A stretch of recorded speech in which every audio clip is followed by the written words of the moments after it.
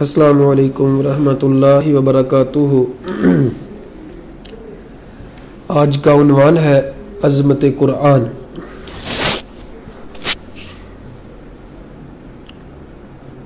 بہت ہی اہم عنوان ہے۔ قرآن مجید کی عظمت کیا ہے؟ قرآن مجید کی عظمت کو صحیح طور پہ جس طرح اس کا حق ہے بیان تو نہیں کیا جا سکتا، لیکن اللہ تعالیٰ کے کلام سے جو اللہ تعالیٰ نے قرآن مجید میں کہا، قرآن مجید سے ہمیں سمجھ آتی ہے، کچھ مثالوں کے ساتھ، کچھ آیات کے ساتھ۔ جس طرح اللہ تعالیٰ کی ذات سب سے اعلیٰ ہے، اللہ تعالیٰ کی بات سب سے اعلیٰ ہے، اس کی عظمت جو ہے وہ بھی سب سے اعلیٰ ہے۔ اللہ تعالیٰ فرماتے ہیں، حدیث قدسی ہے، الکبریاء ردائی، تکبر میری چادر ہے۔ اب تکبر کرنا اللہ ہی کو زیب دیتا ہے، عظیم بھی ذات صرف اللہ ہی کی ہے، اور اللہ کا جو کلام ہے قرآن مجید وہ بھی انتہائی عظمت والا ہے، بہت عظیم ہے۔ ہم اس طرح اللہ کی عظمت بیان نہیں کر سکتے جیسے اللہ نے خود بیان کی ہے۔ اللہ تعالیٰ نے قرآن مجید کی عظمت کو ایک مثال سے بیان کیا۔ اللہ تعالیٰ فرماتے ہیں، لو انزلنا هذا القرآن على جبل لرأيته خاشعا متصدعا من خشیۃ اللہ۔ اگر اس قرآن کو ہم پہاڑ کے اوپر نازل کرتے تو اے محمد کریم صلی اللہ علیہ وسلم آپ دیکھتے کہ وہ پہاڑ ریزہ ریزہ ہو جاتا، خاشعا اللہ سے ڈرتے ہوئے، متصدعا من خشیۃ اللہ۔ پھر اللہ تعالیٰ فرماتے ہیں، یہ مثالیں ہم اس لیے بیان کرتے ہیں لعلہم یتفکرون، تاکہ وہ لوگ غور کریں۔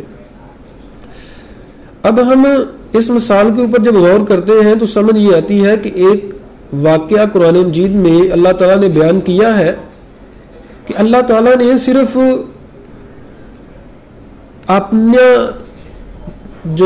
اپنی کبریائی، اللہ تعالیٰ نے اپنے نور کی ایک کرن ڈالی اور پہاڑ ریزہ ریزہ ہو گیا۔ موسیٰ علیہ السلام نے کہا، اللہ میں نے دیکھنا ہے۔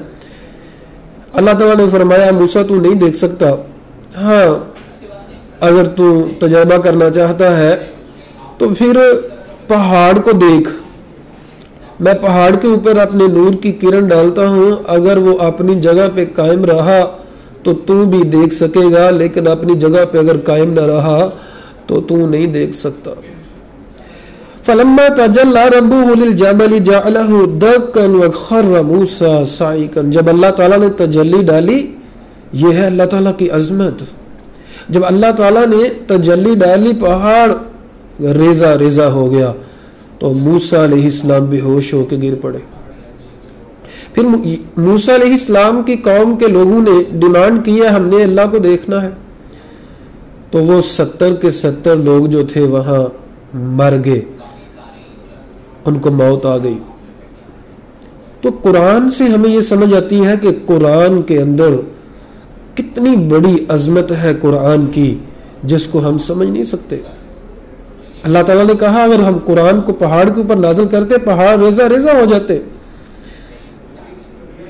اللہ اکبر کبیرہ، یہ ہے قرآن مجید کی عظمت۔ مزید اللہ تعالیٰ فرماتے ہیں سورہ یونس میں، یا ایھا الناس قد جاءتکم موعظۃ من ربکم وشفاء لما فی الصدور۔ اے لوگوں، تمہارے پاس قرآن مجید جو ہے ایک نصیحت بن کے آیا ہے تمہارے رب کی طرف سے۔ اس کا فائدہ کیا ہے؟ وشفاء لما فی الصدور، جو سینوں میں ہے، دل، اس کی یہ شفا ہے۔ اب اگر دل ٹھیک ہو جاتا ہے تو سارا جسم ٹھیک ہو جاتا ہے، جیسے نبی کریم صلی اللہ علیہ وسلم نے فرمایا، اے لوگوں جسم یہ گوشت کا ٹکڑا ہے، اگر ٹھیک ہو جاتا ہے سارا جسم ٹھیک ہو جاتا ہے، اگر وہ خراب ہو جاتا ہے سارا جسم خراب ہو جاتا ہے، الا وہی القلب، وہ دل ہے۔ تو یہاں اللہ تعالیٰ فرماتے ہیں قرآن سے تمہارے دل کی بیماری ٹھیک ہوگی۔ جب انسان قرآن پڑھتا ہے تو انسان کے دل کا زنگ اترتا ہے، یہ ہے قرآن مجید کی عظمت۔ جب انسان قرآن مجید پہ غور کرتا ہے، ایسے پڑھتا ہے کہ جیسے اس کے دل پہ نازل ہو رہا ہے، تو پھر انسان کا دل پگھلتا ہے۔ جب پگھلتا ہے تو کبریائی، تکبر پگھل جاتا ہے انسان سے، حسد پگھل جاتا ہے، شہرت کی محبت پگھل جاتی ہے۔ عزیز سامعین، اگر انسان قرآن مجید میں غور کرتا ہے، اس کے اندر تکبر نہیں رہ سکتا، اس کے اندر وہ غصہ اور نفرت نہیں رہ سکتی۔ اللہ تعالیٰ اس کو دھو دیتے ہیں، دل کی بیماریوں کو ختم کر دیتے ہیں۔ یہ ہے قرآن مجید کی عظمت۔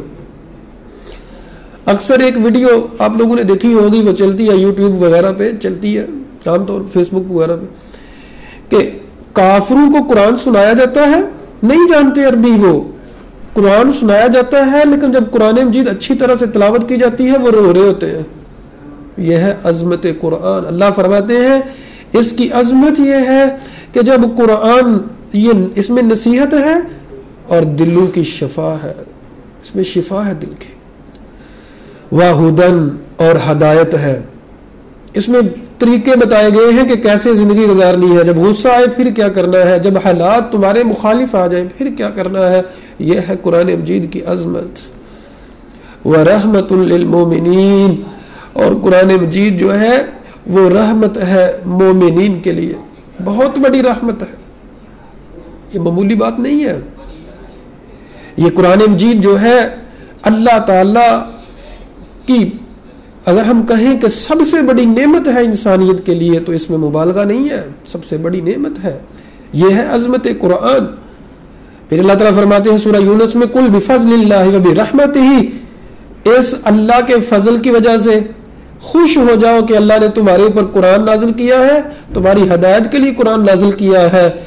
اب المیہ یہ ہے، ہمارے پاس ٹائم ہی نہیں پڑھنے کا، قرآن کی عظمت کو سیکھنے کا ٹائم ہی کوئی نہیں، تو کیسے پتہ چلے گا؟ یاد رکھیے گا سامعین، قرآن جو ہے ایسا نہیں ہے کہ جو اس سے ہدایت نہیں لینا چاہے گا اس کو بھی ہدایت مل جائے۔ اللہ تعالیٰ کا دین جو ہے وہ لاوارث نہیں ہے، قرآن لاوارث نہیں ہے، جو سیکھنا بھی نہیں چاہتا اور زبردستی قرآن جا کے اس کو سکھائے، نہیں۔ قرآن کا نور تو اس کو ملتا ہے جس کے دل میں قرآن کی محبت ہے، قرآن کی عظمت کا احساس تو اس کو ہوتا ہے جس کے دل میں اللہ کا ڈر ہے، جس کو یہ احساس ہے کہ یہ بات کس کی ہے، میں، آپ، دنیا جہاں کے لوگ، اللہ کے علاوہ سارے مخلوق ہیں، اور صحیح قول کے مطابق یہ قرآن اللہ کا کلام ہے، یہ مخلوق نہیں ہے۔ یہ ہے عظمت قرآن۔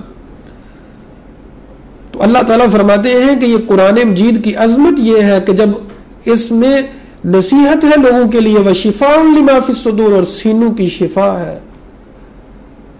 ایک آیت میں اللہ تعالیٰ نے سمندر کو سمو دیا، سمندر کو کوزے میں بند کر دیا، لیکن کن کے لیے ہے یہ؟ سمجھنے والوں کے لیے، دوسروں کے لیے نہیں، سب کے لیے نہیں، اس کے لیے جو سمجھتا ہے۔ جو سمجھتا نہیں ہے، جو سمجھنا نہیں چاہتا، اس کو کوئی فائدہ نہیں ہوتا۔ وہ تلاوت کر رہا ہے، کوئی حافظ قرآن ہے لیکن اس کو پتہ ہی نہیں، وہ ظلم کر رہا ہے، زیادتی کر رہا ہے، دل میں قرآن ہے۔ اب کئی لوگ قرآن کی تلاوت کر رہے ہوتے ہیں لیکن ساتھ وہ حسد کر رہے ہوتے ہیں، ظلم کر رہے ہوتے ہیں، بھائی اس کو ہدایت نہیں ملی قرآن سے۔ قرآن تو دل کو پگلا دیتا ہے۔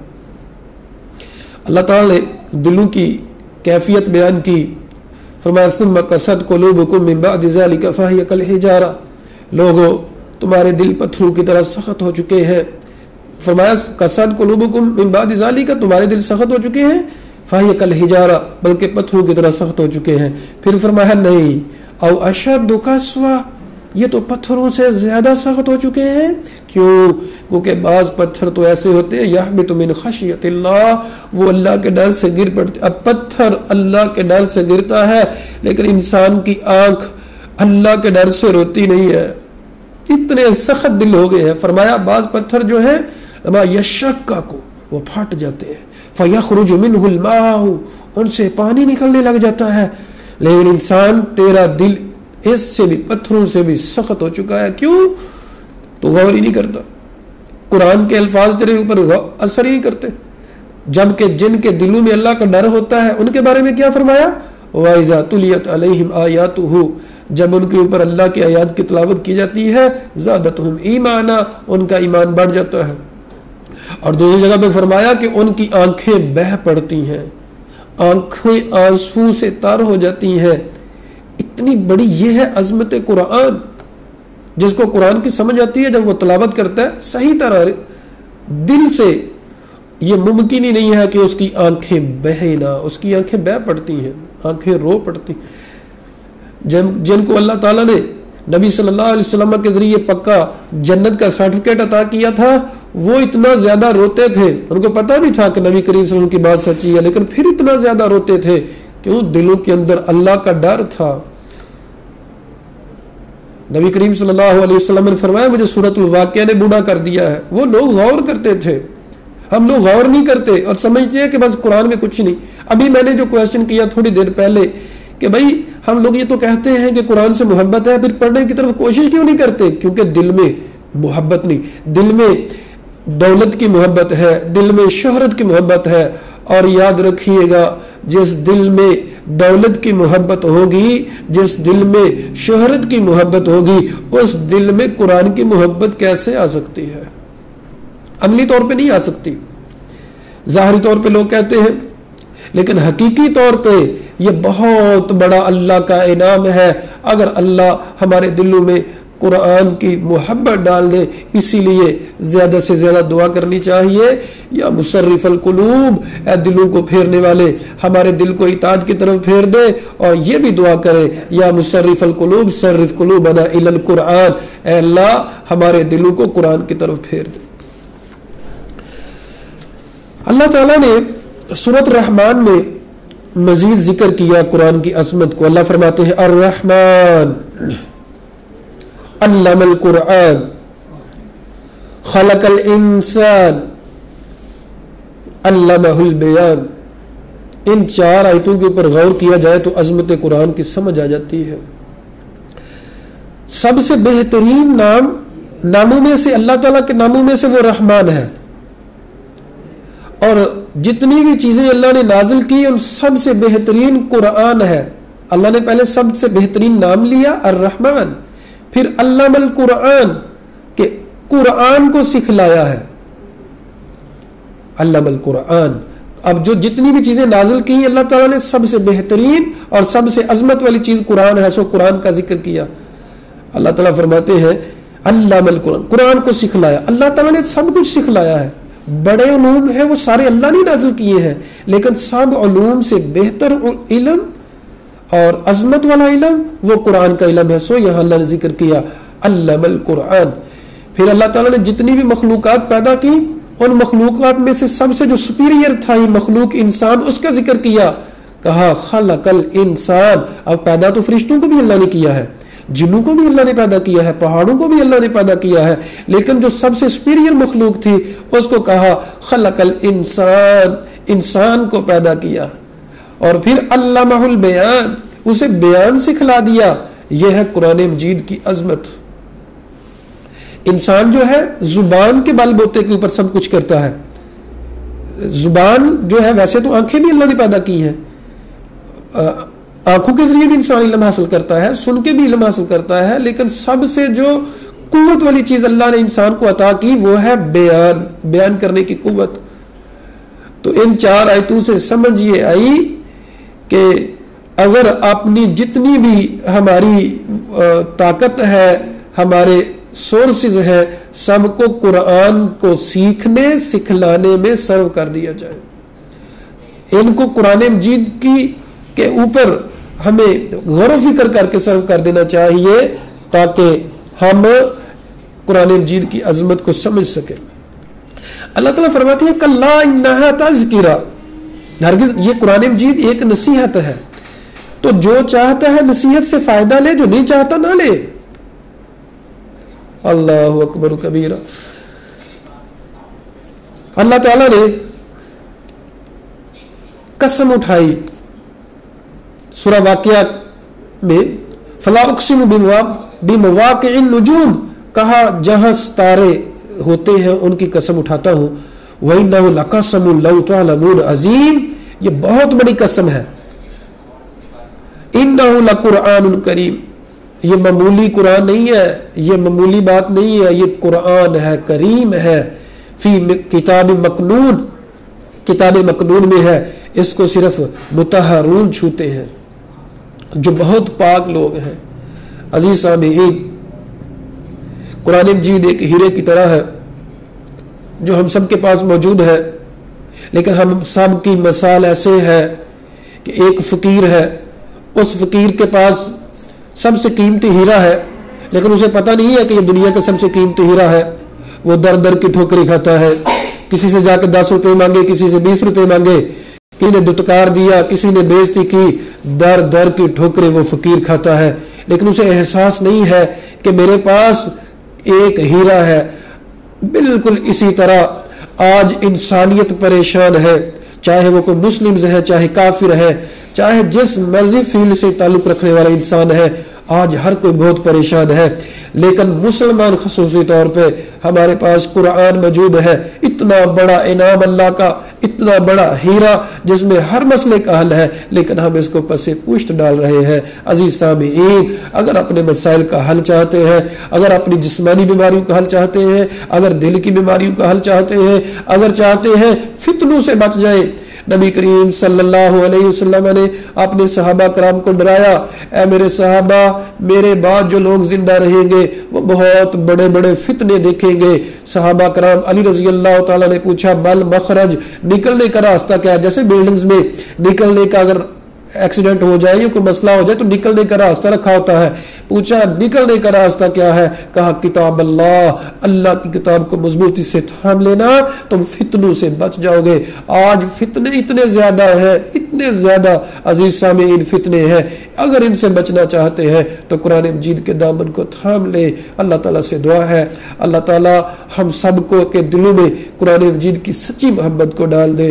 आमीन सुम्मा आमीन। अक़ूलु क़ौली हाज़ा, अस्तग़फिरुल्लाह ली व लकुम व लिसाइरिल